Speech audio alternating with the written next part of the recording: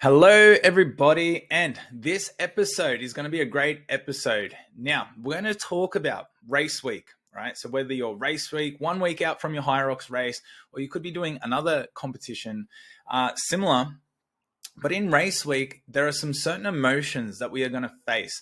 And I'm going to talk about it today because you might be feeling some of these emotions and be thinking something is wrong. And these feelings can be sadness, depression, tiredness, emotionally drained. And these signs are backed by science, and we're going to go through some of that on the episode today. But I want to really emphasize that I've gone through this week and it's really sparked me to get on the podcast and talk about it. And it's normal. It is so normal. So we're going to talk about it. We're going to talk about the feelings 1 week out from your race, why it's normal, and the light at the end of the tunnel for you, and how there is good news attached to this. So let's dive into this episode and let's get you ready for your upcoming race. Okay, so HYROX competitions, right? Race week. It's exciting. There's nerves. There's excitement, there's, fears, there's doubts. There's so many things circulating through your brain as you're thinking about the event. You could even just be like switching off a little bit and just chilling out a little bit from it as well, which can also make you feel a little bit uneasy as well. So everyone deals with it in different ways. But the one thing is think about just all the training you've done, how hard you've been pushing, how long you've had this goal in mind. And no wonder why it's quite an emotional week, or it can be an emotional week for you in the taper week, right? Now, when we talk about taper, like what is tapering? If you don't know what it is, it's like the week where we reduce volume, we start to allow the body to recover. And going into this taper week, so not only are we nervous and excited about the race coming up, but most of us should be in some form of taper. I don't think anyone is going to be training flat out up until race day. We've got to allow the body to recover. And it's this taper effect, right, that starts to trigger all of these emotional responses. And we're going to explain why this is the case. So we're going to understand a little bit of the science behind it and how it's totally normal. So when we're thinking of the taper, what is the taper and why does the taper even matter? All right, so definition of tapering is reducing training volume before a competition to allow recovery and optimal performance. Optimal performance sounds amazing, right? For the race, we want to be at that peak state. So the purpose is we want to reduce fatigue while maintaining fitness adaptations. And that's why you got to get the taper right. And the timing is right because the body can still adapt and recover and be in a peak state. And we don't want the recovery or the taper to start too far out, because then the body can start to reduce those adaptations and actually go into like full recovery mode, which we don't want to do. So that's why we've got to get it right. An example, a HYROX athlete reducing training sessions, to focus on recovery and fine-tuning form. So that's what we're really doing in that taper week as well. It's exactly what we've been doing for our training. We're still being training, but reducing all of the volume, reducing some of the intensity, but then just really making sure that we're just moving well. Our form, our technique is spot on, and really just, now taking this week to pay more attention to anything like that we have to. Okay. So some research here from Sports Medicine 2022, and I will put all of the links from any of the research that I'm sharing with you here in the description. So tapering as a critical phase. So we highlight tapering as a critical phase for performance enhancement, but one that introduces unique physiological challenges. All right. So it's been noted, it's been researched that it does come with challenges. So studies show tapering can improve performance by 2 to 6%, which is huge, right, in endurance events due to the optimized recovery and energy reserves. So what does this say? We know that it's needed. If you can get 2 to 6% better by just resting and chilling out and tapering, you're going to take it, right? But it also shows that it comes with, psychological challenges, and that is the challenges of the taper. So the emotional impact of taper week. So common feelings, right? And this is what I've experienced this week, and I'll talk a bit more about what I've gone through. But definitely restlessness, sadness, irritability, or even a sense of loss, right? It is so True. So we're going to go into some other key findings. Now, this one was, backed again by sports medicine. They did a research on the psychology of athletic tapering, right? And what I really wanted to do is I really wanted to bring some solid evidence to this, because it's not just me saying, "Oh, this is what I feel." It's actually been researched and backed, because it's a real thing, and I really want to give you that confidence to know that what you are going through is real. So some of the key findings is, despite physical benefits of tapering introduces unique physiological stresses, including what we just mentioned before, restlessness, like due to the reduction of physical activity, right? So this is why it's happening. Increased emotional sensitivity as training routines are disrupted, right? Athletes report experiencing low mood or depressive-like symptoms due to the reduction in the release of endorphins and serotonin during tapering. Coaches also face challenges in managing athletes during these states, and don't I know it. So tapering, so why it happens. So tapering disrupts the habitual routine of training, leading to an emotional void. And the psychological stresses can compound if athletes do not have alternative coping mechanisms such as mindfulness, goal visualization, or even just some lighter training sessions. So this is the big thing. You got to think about like something like HYROX, how much, training, how much we commit to the sport, to the event. And you really have to make training part of your lifestyle, and it becomes habitual for us. And like, even for myself, like, since January this year, so we're in December now, we've been so routine. Me and the training crew, me and my HYROX partner, we have been so routine. And in taper week, right? So I've done 3 events this year, 3 taper weeks. So you could imagine we don't have too many of them, but I have to slow down. Like on Monday, when I normally do a fairly big session, I didn't have that big session. And this is when those emotions, like my body was just like, what's going on? This isn't normal. And like, I was emotionally sensitive.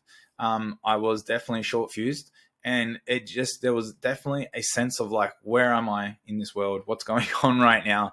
And then you start to compound it by thinking about the event as well. And then you start going, oh, is my weight right? Am I performing well? What's the event going to be like? It's too far away to get too excited. All these sorts of things.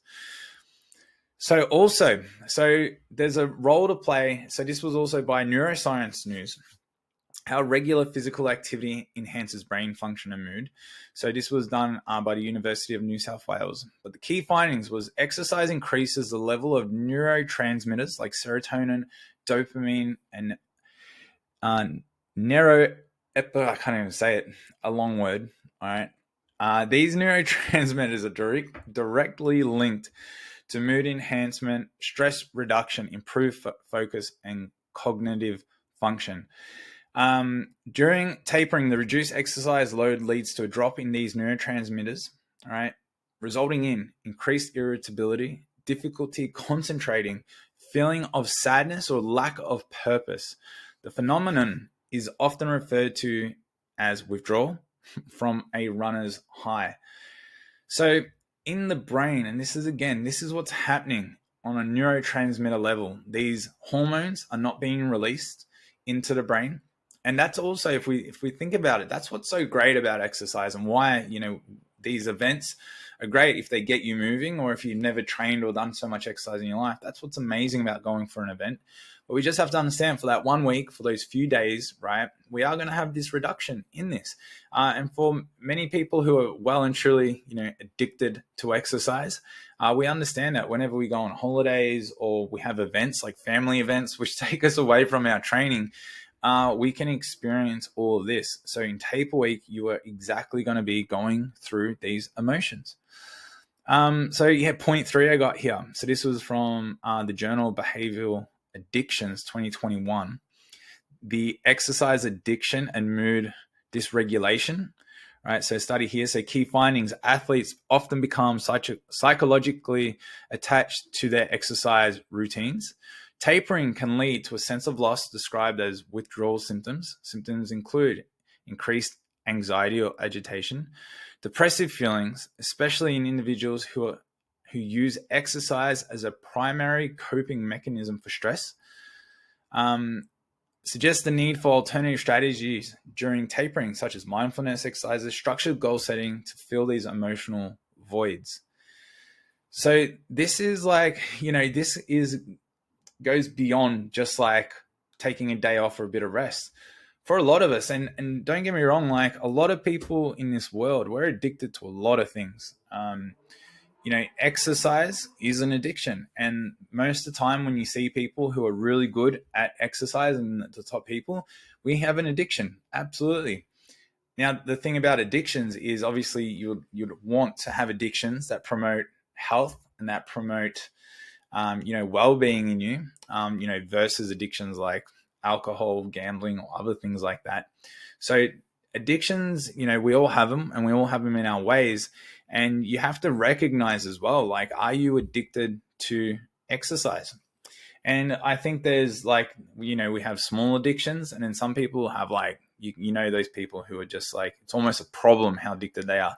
And there's plenty of people like that in the fitness space as well, that, almost their addiction to exercise can almost become harmful. So we have to understand that, if this is a key value in your life as well, if this is something that you really matter, and it's something that's really a part of your life, you have a level of addiction there. So taking that away in taper week. So if you're an athlete, and as a coach, like I deal with athletes who are addicted to exercise. They love it. They love to push hard. They don't want to go slow. And as a coach, when you're trying to say, hey, we've got to taper, or we've got to pull it back, or we're not going to do as hard of a session, it's really, really hard to manage the athlete. And hence why today on this call, like I'm really wanting to come to you with some research and to explain it, because if I was just here just saying, hey, like this is why you feel it and you should, it's okay. These people who are addicted will bypass that. They will go, yeah, no, but it doesn't apply to me. So we're really having to understand what is going on here. All right, so the emotional well-being during tapering. So some key findings here. This was again Psychology of Sport and Exercise 2020. Emphasized the importance of psychological preparation during tapering, common emotional challenges during tapering, loss of routine, overthinking performance outcomes, feelings of isolation due to reduced group training or coaching sessions, right? This is all me right here. Proposes interventions to counter these effects. So visualization techniques to maintain focus, social support from coaches and peers. So this can be, reaching out to these people outside of your training session. And also focus on self-compassion to reduce performance anxiety. I think in a taper week, you really have to just think about yourself, from just be kinder to yourself. Like you have to just really go think about how hard you train, all the work you've done, right? And that's also why, we focus so hard on providing programs and support structure, because if people aren't training hard enough, or if they're not doing the right things, then they can get to this taper week and they can't be kind to themselves. They actually punish themselves by keep pushing harder and keep training all the way to the last minute. And this can have a huge effect on performance as well. So, it's like, when we think of like discipline, right? The word discipline, it's kind of also relates, I believe, to like the idea of self-love.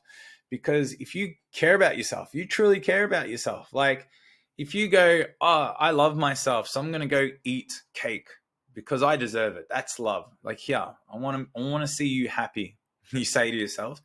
But if you just eat cake every single day, you're going to put on weight, you're going to become overweight, and that's going to impact your life. So a form of self-love is to be like, no, I'm not going to eat cake. I'm going to eat healthy because future self is going to feel good about themselves. My confidence is going to be good. I'm going to feel good.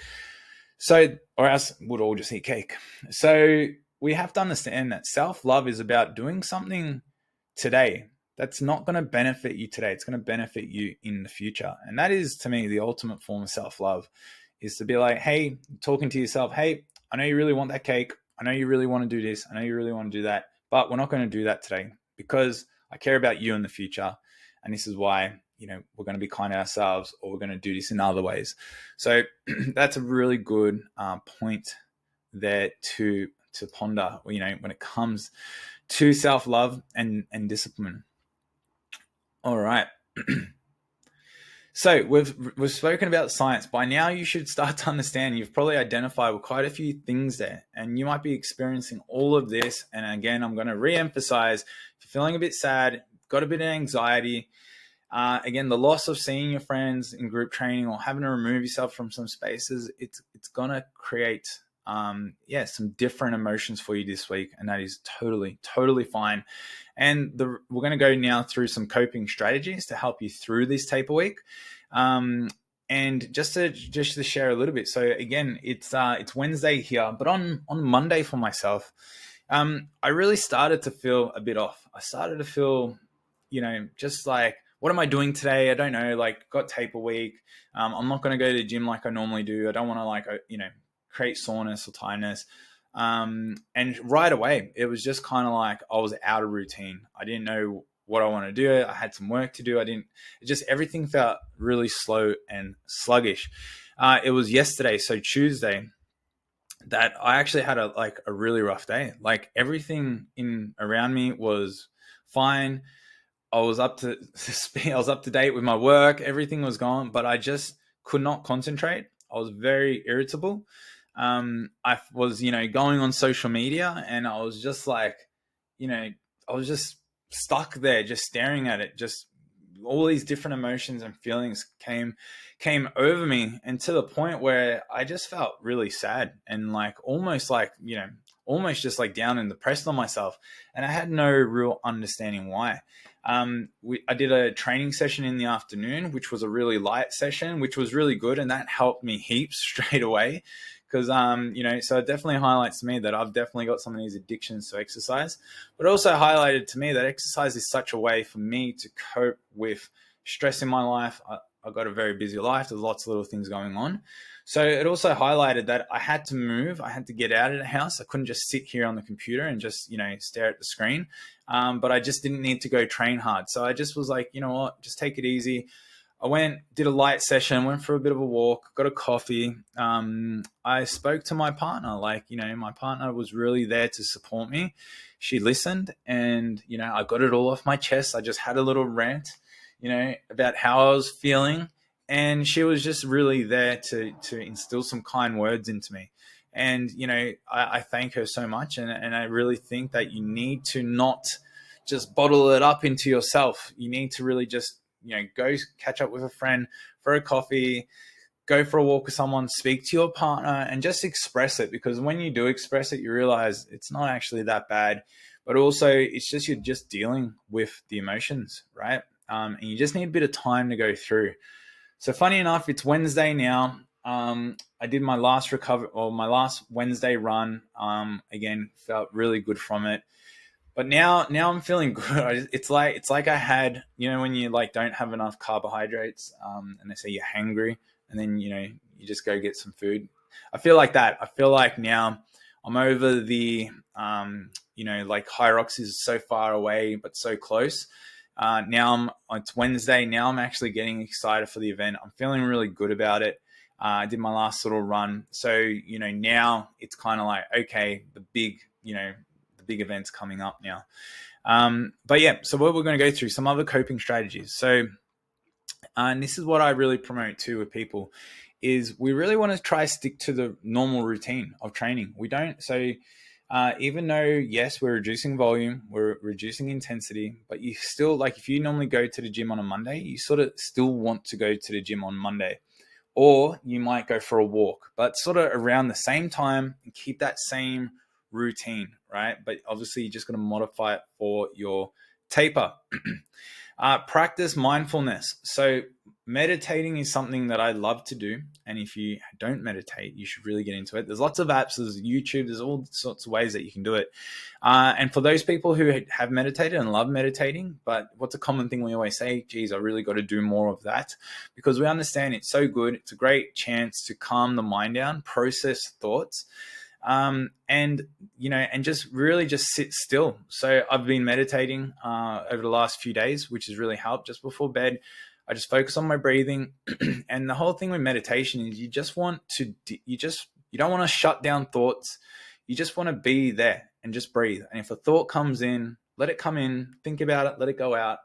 and just try calm the mind down. So this is really going to help you remove what we call like this taking yourself out of a psychological timeline that is in the future or the past, right? Which these things cause like sadness and anxiety and things like that.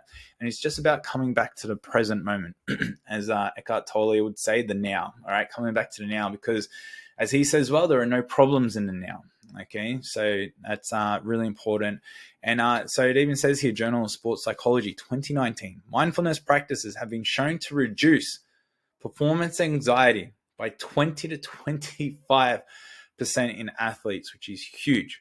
So what that also shows is that athletes are getting a lot of performance anxiety, right? And it can be reduced a lot by mindfulness. All right, focus on visualization techniques. So I think this is really important. I know it's really important when it comes to like team sports, but even in a solo sport, or you might be doing doubles, relay, just to visualize the day, just go through a mental run through. You might be overthinking it all, but it's like try sit down and just literally go through the whole event. If you've never been to the event, it's very hard to do, obviously. But visualize the things that you can visualize. So it might be the warm up, what you're going to do for the warm up, what you're going to do on the day. This kind of just helps you go through a bit of a rehearsal, and this can really start to, improve your confidence and also just reduce some of the nerves coming into the race.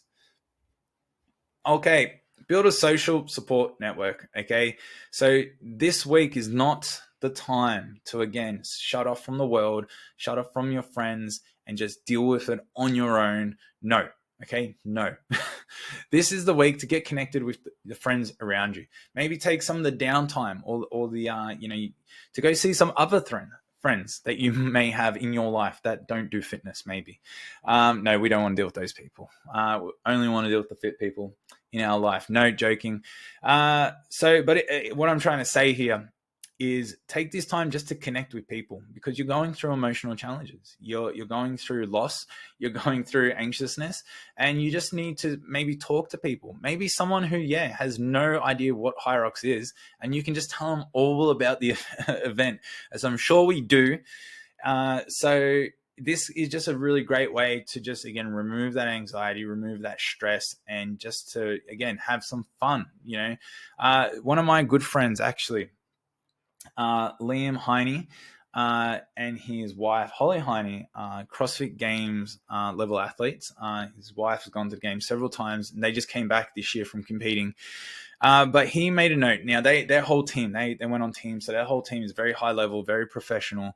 And he gave me some advice coming into the last HYROX, and he goes, you just, like, when it comes to race week or it comes to competition week, he's like, you just want to do feel good things. You want the week to feel good. You don't want to go and do hard things, right? So I think that's really about the kindness. It's about reducing that stress. Because if you had to do something that was really hard and you don't want to do, it's like another, layer of stress that you have to deal with. Already a stressful week. So just be kind. Like, if you're like, I don't want to go to the gym today because I just don't want to go on the bike and be on it for 30 minutes because my coach put 30-minute bike there. Well, it's like, if that's causing you more stress, just go do something more pleasant. Go for a walk, go for an outdoor bike ride, or do whatever it is that it makes you feel better, because getting you mentally in the right state can have better effects for you. Okay, so last one here. So nutrition and rest. Okay, so if you're struggling with energy and you're a bit tired this week, it's like, take the time, like, go chill out, like, put a movie on. If you really want to fall asleep really quickly, put Tour de France on. You'll fall asleep really fast. Get some extra sleep, because you'll be amazed. Getting an extra hour or two, or a nap, 20-minute nap here and there, is going to make you feel like a totally new person. And some of those thoughts and feelings and emotions that you're feeling, you can literally wake up just snapped out of it, because, again, you're just tired. The body when it's tired, it's harder to really process all of these psychological challenges that you are going to be faced with. Okay, so guys, we're going to wrap this up. Conclusion. So tapering is essential, right? We can all agree that tapering is essential, and I think we can all agree that it comes with emotional challenges. So if that is you, there is nothing wrong with you. It is very normal. It means you're human. It means you're not AI yet. yet, as I said, but you are still human. So really embrace taper week, embrace the challenges that it comes with, and just understand that however you feel today, you're not going to feel like this come the weekend, right? That is going to be a huge thing for you to process. You will come the weekend, you're going to feel amazing. And I dare say, I almost like want to feel a little bit tired, and I almost want to feel this emotion 5 to 7 days out, because I know it's going to be a wave. And I want to have this low point. I want to have this point where I feel like shit and it's a bit challenging 5 to 7 days out, because I know when the body does recover, I know when I get some good food and get some extra rest and I get closer to the event, I know that peak is going to peak back at the top of the week, because our emotions, they are waves. They're not linear. They're not on, off. They're not a button. They're not a button that you can just turn on and off. They are waves. So if you're sort of gone through that, it can be a great thing. And if you're not going through it, if you're actually feeling good and fine, like probably wouldn't have listened all the way to the end of this if you're like, this isn't me, this doesn't relate to me. But this doesn't mean that you're going to feel bad on the weekend as well if you were someone there. It just might mean that, you're either more experienced, or maybe your prep hasn't been so emotionally swinging, right? It means you're maybe handling it better than some, which is really good signs as well. But yeah, it's a good sign. And maybe to the degree that we go through, maybe a little bit of anxiety. You don't need a lot of anxiety. You don't need to be one extreme. You can have it a little bit, but sometimes those people just, they can think about it and just pull themselves back into normal. So I think everyone is going through a similar thing, similar wave, just the degree of it, right, is going to be different. So, all right, guys. So if it is your race week or it's coming up, or, this might help you in the future, guys, just taper, be kind to yourself, display some self-love. If you want some more insights and tips, and if you want to reach out, if you want to talk with me and ask me questions directly, we have our HYROX Heroes free community that you can get involved with. So we've got the links below. Please join it. We put all insights, all tips, everything that you could possibly want, right, to get good and master HYROX is in there. We have a community. We're about to tip over to 1,000 people in that community, which is incredible. And as well, guys, there's a little plug here too. We've just released our new training app as well. So really excited to release that. So again, you'll find all of those links in that group as well.